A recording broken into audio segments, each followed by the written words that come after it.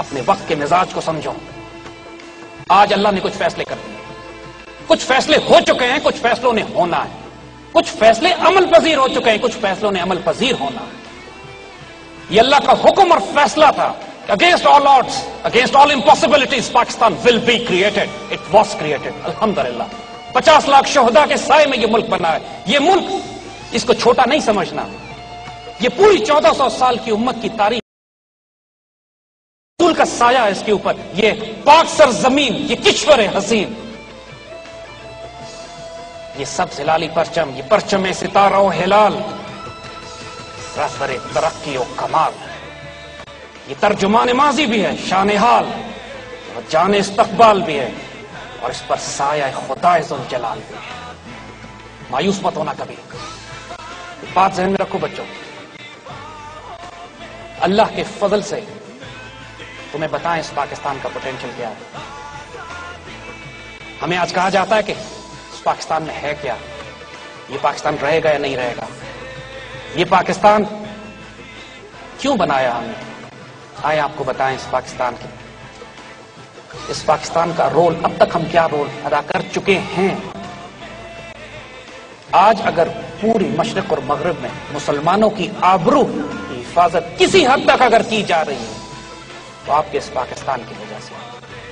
آپ کے دشمن آپ کو زیادہ اچھی طرح جانتے ہیں.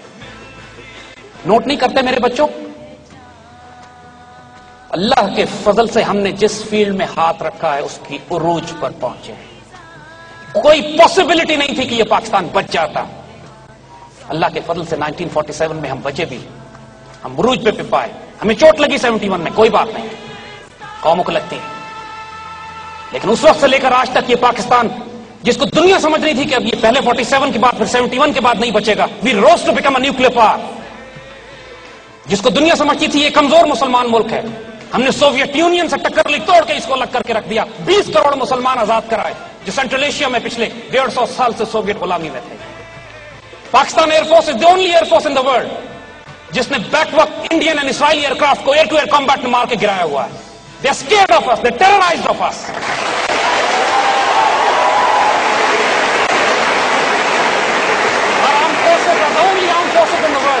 جو پوری مسلمان دنیا کی فورسز کو ہم تربیت دیتے ہیں اور ٹرین کرتے ہیں. We are the richest country on this God's earth. We are the biggest human resource potential. We are the most brilliant civilisation and most educated people in the Muslim world with us. دنیا کا سب سے بڑا نہری نظام ہمارے پاس ہے. دنیا کے سب سے بڑا غلہ پیدا کرنے والا ملک ہم ہے. دنیا کے سب سے زیادہ اللہ کے رسول سے عشق اور محبت کرنے والی قوم ہم.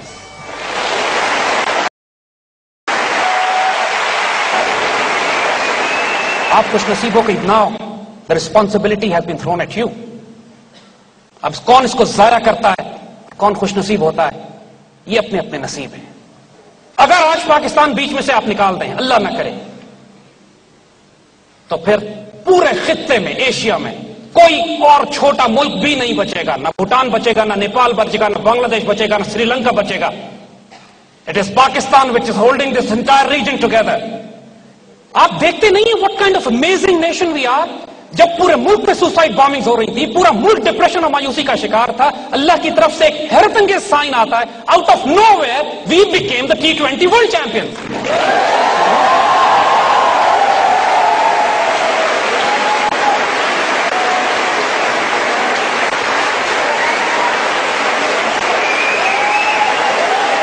ہمیں اپنی اس آئیڈیالوجی کو ریوائو کرنا ہے جس پر ہم نے پاکستان کی تعمیر کی تھی. آئیں بتائیں آپ کو کہ صرف یہ مدینہ ثانی نہیں ہے, ایک حیرت انگیز راز اللہ تعالیٰ کا کہ یہ معجزہ, یہ ملک جو 27 رمضان کو بنا ہے, جو جمعۃ المبارک کو بنایا گیا ہے, جو سایہ خدا ذوالجلال میں. آئیے اس کی ایک حیرت انگیز ڈائمنشن آپ کو اور بتائیں. لفظ پاکستان یہ اللہ کی طرف سے دیا ہوا ہے, اور یہ نہیں کی, یہ تو ہندو اخباروں نے چھاپنا شروع کر دیا کہ مسلمان پاکستان مانگتے ہیں, تو قائد اعظم نے اس پہ اسٹیٹمنٹ دیا کہ ہم کانگریس کے شکر گزار ہیں کہ they have given us a word now. Because this word had to come for a reason. I'll tell you the reason now. اور ہم پھر یہ کہیں گے, ذرا دل تھام کے سنیے گا. Word Pakistan consists of two words, Persian words. Pakistan کا تو قومی ترانہ بھی فارسی میں ہے. پاکستان, پاک اینڈ استان. استان فارسی زبان میں کہتے ہیں ٹیریٹری، لینڈ، شہر، علاقہ. Turkmenistan, Afghanistan, Tajikistan, Uzbekistan, Kazakhstan, جہاں پہ قازق، ازبک، تارک، ترکمان، افغان رہتے ہیں.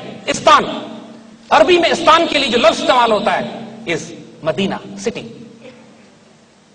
اور پاک، پاکستان کا جو پہلا لفظ ہے، بچپن میں ہمیں سکھایا پڑھایا گیا پہلا کلمہ طیب. طیب مانے پاک.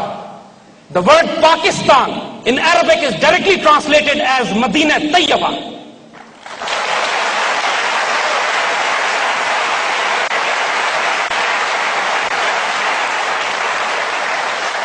My dear children, realize the enormity of the task that has been given to you. Realize the time in which you have been born. اب ہم آپ کو وہی بات دوبارہ ریپیٹ کرتے ہیں. خوش نصیب ہو کے اس دور میں پیدا ہوئے ہیں. خوش نصیب ہو کہ اللہ تعالیٰ نے اپنی تقدیر اب تمہارے حوالے کرنی. تمہاری تقدیر اس کی تقدیر بنے گی. تمہاری رضا سے وہ لکھے گا کہ کیا کرنا چاہتے ہیں. لیکن شرط اس کی ایک دے دی ہے اس نے کہ محمد سے وفا تو نے تمتے رہے. حضور صلی اللہ علیہ وسلم سے خیانت نہیں کرنا. Do not betray your Rasulullah. On the day of judgment, you should not be ashamed in front of him. A task was given to you. You abandoned it. علامہ اقبال، ختم ہے معاملہ عشق رسول کا ان پر.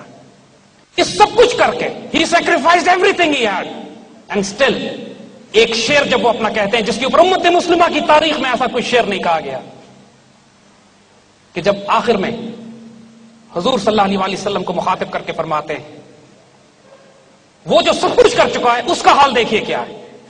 مخاطب کر کے کہتے ہیں اللہ تعالیٰ کو تو غنی از دو عالم من فقیر. مالک آپ دو جہانوں کے غنی ہیں، بادشاہ ہیں، کائنات کے مالک ہے، میں فقیر. روز محشر روز رہائے من پذیر، قیامت کے روز میری ایک درخواست مان لیجیے گا. آپ دو جہانوں کے مالک ہیں، میں فقیر ہوں، صرف ایک درخواست کرتا ہوں آپ سے، ایک دعا کرتا ہوں، قیامت کے روز میری ایک درخواست مان لیجیے گا. اگر تم ہی بینی حسابم ناگزیر، اگر آپ یہ دیکھیں کہ میرا حساب کرنا اتنا ہی ضروری ہے، اگر آپ معاف کر دیں تو بہتر ہے، بے حساب مجھے جنت میں داخل کر دیں، معافی ہو جائے تو بہتری. لیکن اگر آپ یہ دیکھتے ہیں اگر تم ہی بینی حسابم ناگزیر از نگاہ مصطفیٰ اورا پنہا بگیر، میرا حساب رسول اللہ سے چھپا کے لیجیے گا. ان کی نگاہوں کے سامنے